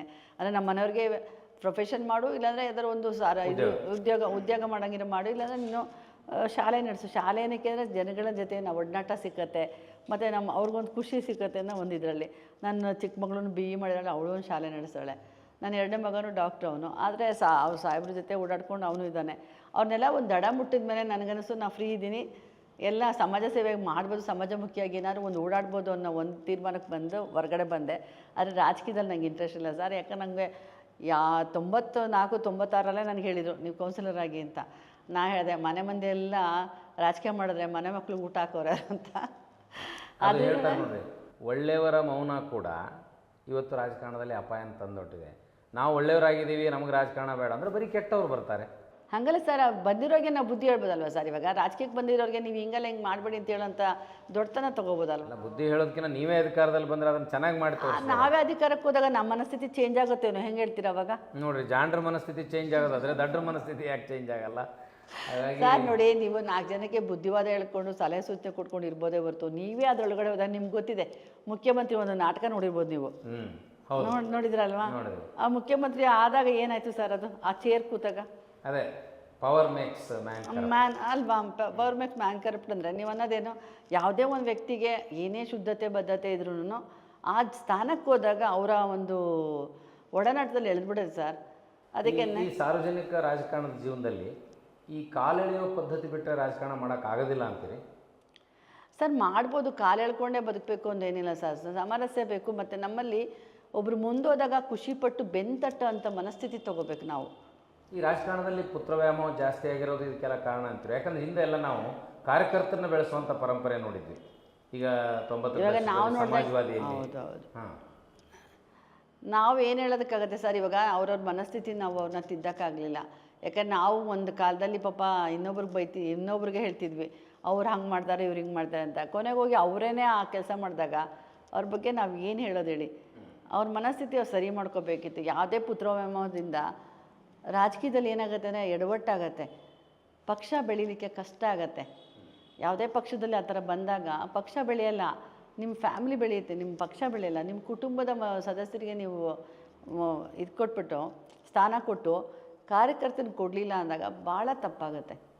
ಈಗ ಅನುಭವ ಮಂಟಪದಲ್ಲಿ 50% ಮಹಿಳೆಯರಿಗೆ ಮೀಸಲಾತಿ ಇತ್ತು. ಇವತ್ತು 33% ಮೀಸಲಾತಿ ಬಗ್ಗೆ ಇನ್ನೂ ಚರ್ಚೆನೇ ನಡೀತಾ ಇದೆ, ಇಂಪ್ಲಿಮೆಂಟ್ ಆಗ್ತಾ ಇಲ್ಲ. ಇದು ಒಂದು ರೀತಿ ಮಹಿಳೆಯರನ್ನ ಹತ್ತಿಕ್ಕುವ ಕ್ರಮ ಅಲ್ಲ ಸರ್? ಹತ್ತಿಕ್ಕೋ ಕ್ರಮ ಅಲ್ಲ, ಹಿನ್ನಡೆ ಅನಿಸುತ್ತೆ.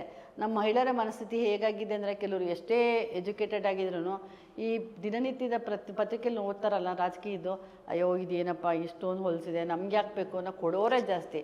ಅವ್ರನ್ನ ಅವ್ರ ಮನಸ್ಥಿತಿ ಸರಿ ಮಾಡಿ ತೊಗೊಂಬರ್ಬೇಕಾದ್ರೆ ನಿಮ್ಮ ಸೋಷಿಯಲ್ ಮೀಡಿಯಾಗಳು, ನಿಮ್ಮ ಇದು ಮಾಧ್ಯಮದವರೆಲ್ಲ ಸೇರ್ಕೊಂಡು ಏನೋ ಮಾಡ್ಬೋದು ಅಷ್ಟೇ. ಇವಾಗ ನೀವು ನೋಡಿದಂಗೆ ಸುಮಾರು ಕಡೆ ಒಳ್ಳೊಳ್ಳೆ ಮಹಿಳೆಯರು ಆಚೆ ಬಂದಿದ್ದಾರೆ, ಮಾಡ್ತಾಯಿದ್ದಾರೆ.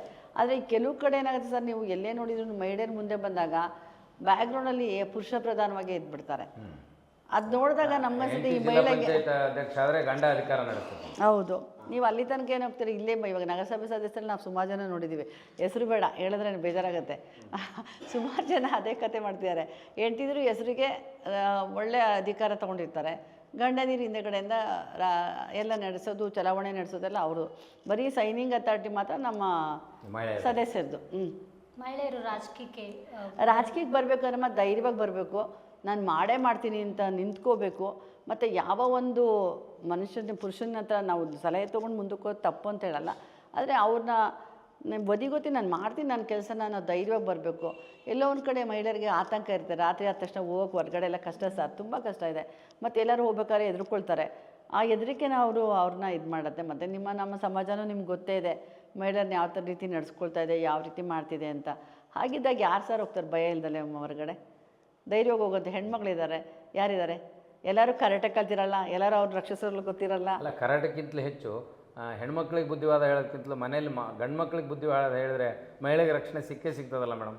ಸರ್ ಸಿಗುತ್ತಾರೆ. ಇವಾಗ ನೀವು ಹೇಳ್ದಂಗೆ, ಇವಾಗ ಒಬ್ಬ ಸದಸ್ಯ ಹೊರಗಡೆ ಹೋಗ್ಬೇಕಾದ್ರೆ ಅವಾಗ ನಿಮ್ಮ ರಕ್ಷಣೆನೇ ಗಂಡನೇ ಹೋಗ್ತಾರೆ ಜೊತೆನಲ್ಲಿ. ಈಗ ನಿಮ್ಮ ಮನೇಲಿ ಮಗಳಿಗೆ ಬುದ್ಧಿ ಹೇಳೋ ಬದಲು ಮಗನಿಗೆ ಬುದ್ಧಿ ಹೇಳಿದ್ರೆ ಅವ್ನು ತೊಂದರೆ ಕೊಡಲ್ಲಲ್ಲ. ಮಗನಿಗೆ ಹಿಂಗೆ ಬೆಳೆಸಿದ್ರೆ ನಾವು ಬೆಳೆಸೋ ರೀತಿ ಚೇಂಜ್ ಆಗಬೇಕು ಅಂತ ಅಷ್ಟೇ ಸರ್. ನೀವು ಏನೇ ಗಂಡು ಮಕ್ಳಿಗೆ ಏನೇ ಬೆಳೆಸಿ ಸರ್, ಕೊನೆಯಲ್ಲಿ ಒಂದೇ ಒಂದು ವಾಕ್ಯ ಬರುತ್ತೆ, ಎಷ್ಟು ಮಾಡಿದ್ರು ನೀವು ಹೆಣ್ಮಕ್ಳು ಮನೇಲೇ ಇರ್ತೀರ ಬಿಟ್ರಮ್ಮ ಅಂತಾರೆ. ನೀವೆಲ್ಲರೂ ಹೊರಗಡೆ ನೋಡಿರೋದು, ಪ್ರಪಂಚ ನೋಡಿರೋದು. ನೀನು MBA ಮಾಡಿದ್ಯಮ್ಮ, ಅಷ್ಟೆಲ್ಲ ಓಡಾಡ್ತಿದ್ಯಾ, ಯಾವುದೋ ಒಂದು ಮೂಲೆಯಲ್ಲಿ ಯಾರು ಮಾತಾಡಿಸಿದಾಗ ಖುಷಿಯಾಗಿ ಬೆಂತೋಟೋರು ಎಷ್ಟು ಜನ ಇದ್ದಾರೆ? ನೀನು ಮಾಡಿದ್ದು ಒಳ್ಳೇದು, ಎಷ್ಟು ಚೆನ್ನಾಗಿ ಓದಿದ್ಯಾ ನೀನು ಅಂತ ಬೆಂತೋಟೋರು ಎಷ್ಟು ಜನ ಇದ್ದಾರೆ? ಕೆಲವ್ರಿಗೆ ಏನಕ್ಕೆ ಬೇಕಮ್ಮ ನಿನಗೆ ಇಷ್ಟು ಮದುವೆ ಮಾಡಿಕೊಂಡು ಆರಾಮಾಗಿರ್ಬೋದಿತ್ತ ಅನ್ನೋರು ಎಷ್ಟು ಜನ ಇದ್ದಾರೆ? ಇಲ್ವಾ? ಪರ್ಸೆಂಟೇಜ್ ಜಾಸ್ತಿ ಓದಿದೆ, ಮದುವೆ ಮಾಡ್ಕೊಂಡಿರೋನವ್ರೆ ಅಲ್ವಾ? ಆ ಥರ ಮನಸ್ಸಿಂದ ನಮ್ಮ ಹೆಣ್ಮಕ್ಳ ಮನಸ್ಸಲ್ಲಿ ಹೋಗ್ಲಾಡಿಸ್ಬೇಕಂದ್ರೆ ನಿಮ್ಮ ಒಂದು ಸೋಷಿಯಲ್ ಮೀಡಿಯಾ, ನಮ್ಮ ಒಂದು ಧಾರ್ಮಿಕ ಸಭೆಗಳಲ್ಲಿ ಹೆಣ್ಮಕ್ಳಿಗೆ ಒತ್ತಾಸೆ ಕೊಡುವಂಥದ್ದು ನಡಿಬೇಕು ಸರ್. ತುಂಬ ಸರಿ ಆಗೋಗುತ್ತೆ ಮೇಡಮ್. ಈಗ 10 ಗಂಟೆ ಮೇಲೆ ಸ್ವಲ್ಪ ಕೆಲಸ ಇದೆ, ಕೆಲಸ ಮುಗಿಸ್ಕೊಂಡು ಹೋಗು ಅಂದರೆ ತುಂಬ ಜನ ಹೇಳ್ತಾರೆ, ನೀನೇ ಹೋಗ್ಬಿಡು ಬೇಗ, ನೀನೇ ಯಾಕೆ ಲೇಟಾಗಿ ಹೋಗ್ತೀಯಾ ಅಲ್ವಾ? ಮತ್ತು ಹಾಗಿದ್ದಾಗ ಹೆಂಗೆ ಮಾಡ್ತೀರಾ ಹೇಳಿ ಸರ್ ನೀವು? ಆಮೇಲೆ ನಮ್ಮ ಸಮಾಜದಲ್ಲಿ ಹಿಂದೆಯಿಂದನೂ ನಿಮ್ಗೆ ಗೊತ್ತು, ಪುರುಷ ಪ್ರಧಾನದ ಸಮಾಜ. ನೀವು ಏನೇ ಒಡೆದಾಟ ಮಾಡಿ ಸರ್, ಎಲ್ಲೋ ಒಂದು ಕಡೆ ಮನುಷ್ಯನಿಗೆ ಗಂಡಸರಿಗೆ ನಾನೇ ಅನ್ನೋದಿದೆ ಸರ್, ಅದೊಂದು ಯುಗೋ ಇದ್ದೇ ಇದೆ. ಆ ಯುಗ ಹೋಗ್ಲಾಡ್ಸೋದು ಹೇಗೆ ತಾವೇ ಹೇಳಿ ನೋಡೋಣ. ಈಗ ಮೇಡಮ್, ತಾವಿಷ್ಟೆಲ್ಲ ಭಾಳ ಸಹಜವಾಗಿ ಇದನ್ನು ನಾವ್ಯಾರೂ ಸಂದರ್ಶನ ಅಂತ ಕರೆಯಂಗಿಲ್ಲ. ಒಬ್ಬ ಮನುಷ್ಯನಿಗೆ ಜೀವನಾನುಭವದಲ್ಲಿ ತಮಗೇನು ಅನುಭವಕ್ಕೆ ಬಂದಿರುತ್ತೆ ಅಂತ ಸತ್ಯಗಳನ್ನು ಭಾಳ ನಿರ್ಭೀತಿಯಿಂದ ಹೇಳಿದ್ರಿ.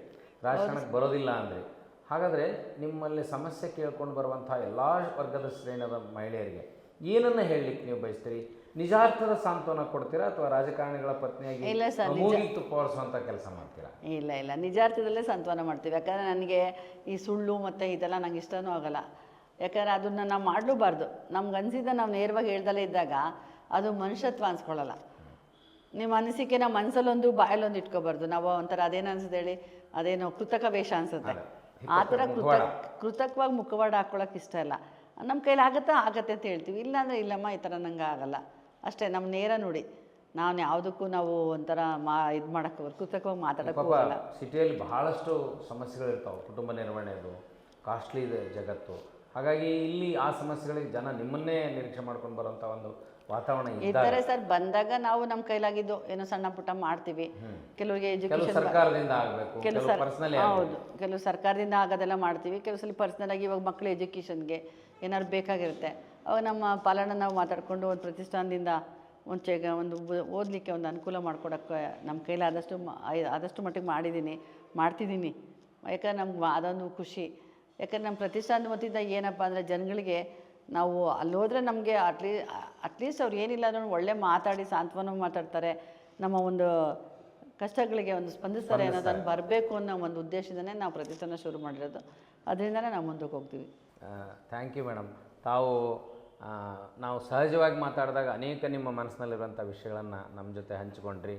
ಯಾವಾಗಲೂ ನಮ್ಮ ಉದ್ದೇಶನ ಅದು, ಯಾರು ಹಿಂದಿನ ಪ್ರೇರಕ ಶಕ್ತಿಯಾಗಿರ್ತಾರೆ ಅವರನ್ನು ಪ್ರೊಜೆಕ್ಟ್ ಮಾಡದೇ ಇರೋದು ಕೂಡ ಗಂಡಸರ ಮನಸ್ಥಿತಿನೇ ಅಂತ ಅಂತೀನಿ ನಾನು.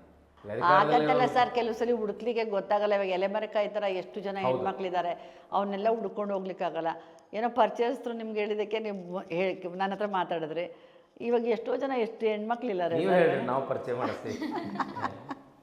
ಖಂಡಿತ ಹೇಳ್ತೀವಿ ಸರ್. ಯಾಕಂದರೆ ನಮಗೆ ನಾವು ನೋಡಿದಂಗೆ ಸುಮಾರು ಜನ ಹೆಣ್ಮಕ್ಳು ಅವ್ರ ಮನೆ ಕೆಲಸ ಮಾಡಿಕೊಂಡು ಮಕ್ಕಳನ್ನ ನೋಡಿಕೊಂಡು ಮತ್ತು ಸಮಾಜಮುಖಿ ಕೆಲಸ ಮಾಡೋರು ಭಾಳಷ್ಟು ಜನ ಇದ್ದಾರೆ ಸರ್ ಈ ಸಮಾಜದಲ್ಲಿ.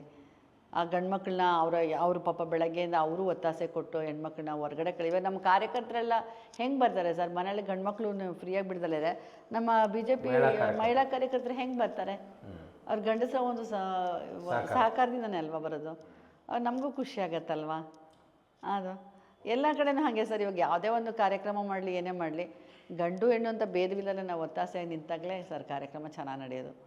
ಈ ಕೊನೆಯದಾಗಿ ನೀವು ಯಾವ ರೀತಿಯಲ್ಲಿ ನಿಮ್ಮ ಮನೆಯವರಿಗೆ ಕೃತಜ್ಞತೆಯನ್ನು ಹೇಳಲಿಕ್ಕೆ ಬಯಸ್ತೇವೆ ಮೇಡಮ್, ನೀವಿಷ್ಟು ಸಾತ್ವಿಕವಾಗಿ ಮಾತನಾಡುವಂಥ ಶಕ್ತಿ ತುಂಬಿದ್ದಕ್ಕೆ? ಅದು ಆ್ಯಕ್ಚುಲಿ ಹಂಗೆ ನೋಡೋಕ್ಕೋರೆ ಸರ್, ನಾವು ಬಂದಿದ್ದ ರೀತಿ ನಮ್ಮ ತಂದೆ ತಾಯಿ ಬೆಳೆಸಿದ್ದ ಒಂದು ವಾತಾವರಣದಲ್ಲಿ ನಮಗೆ ಬಂದ್ಬಿಡ್ತೀವಿ ಮನಸ್ಥಿತಿ.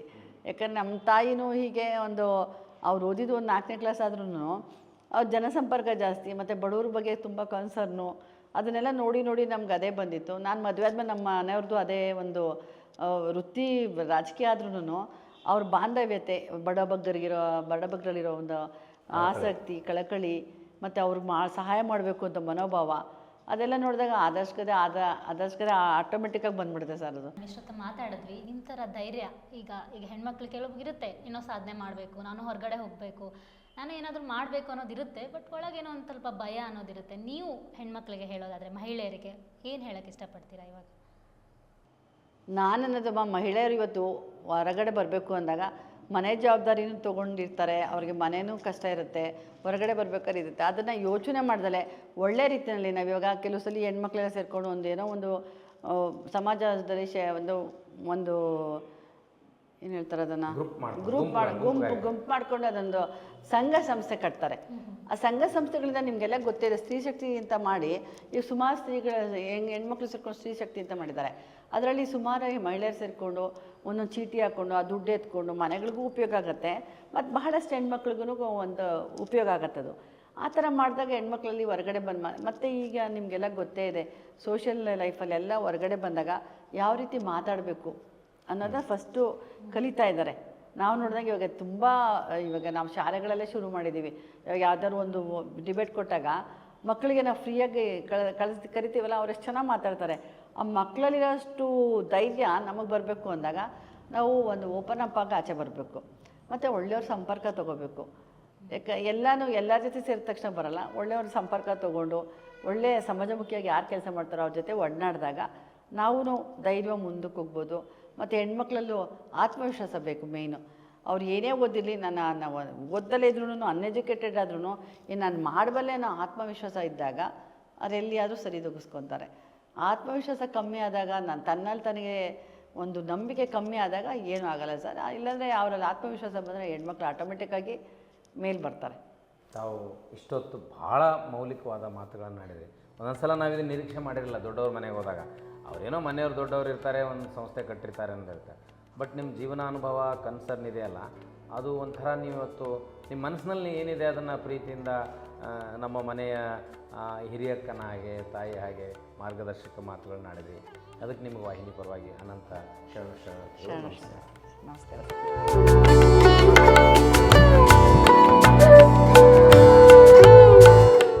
ಆತ್ಮೀಯರೇ, ಇಲ್ಲಿವರೆಗೂ ಶ್ರೀಮತಿ ಶೈಲಜಾ ಸೋಮಣ್ಣ ಅವರ ಮಾತುಗಳನ್ನು ಕೇಳಿದ್ರಿ. ಯಾವುದೇ ಒಂದು ಕೃತಕತೆ ಇರದೆ ಮನಸ್ಸಿನಲ್ಲಿರುವಂಥ ಭಾವನೆಗಳನ್ನು ಹೇಗೆ ಅದನ್ನು ಹಂಚ್ತಾ ಅದು ಪ್ರಗತಿಪರವಾಗಿರಬೇಕು, ಮಾರ್ಗಸೂಚಿಯಾಗಿರಬೇಕು ಅನ್ನೋದನ್ನು ಹೇಳಿದರು. ಈ ಥರದ ಸಾಧಕರನ್ನು ಹುಡುಕಿಕೊಂಡು ಹೋಗುವಂಥ ಒಂದು ಪ್ರಯತ್ನದಲ್ಲಿ ನಿಮಗೆ ಅನಿರೀಕ್ಷಿತವಾಗಿ ಇಂಥ ವ್ಯಕ್ತಿತ್ವಗಳನ್ನು ನಾವು ಪರಿಚಯ ಮಾಡಿಸ್ತೇವೆ. ತಾವು ಪ್ರೀತಿಯಿಂದ ವೀಕ್ಷಿಸಿದ್ದಕ್ಕೆ ಶರಣಾರ್ಥಿ. ನಮಸ್ಕಾರ.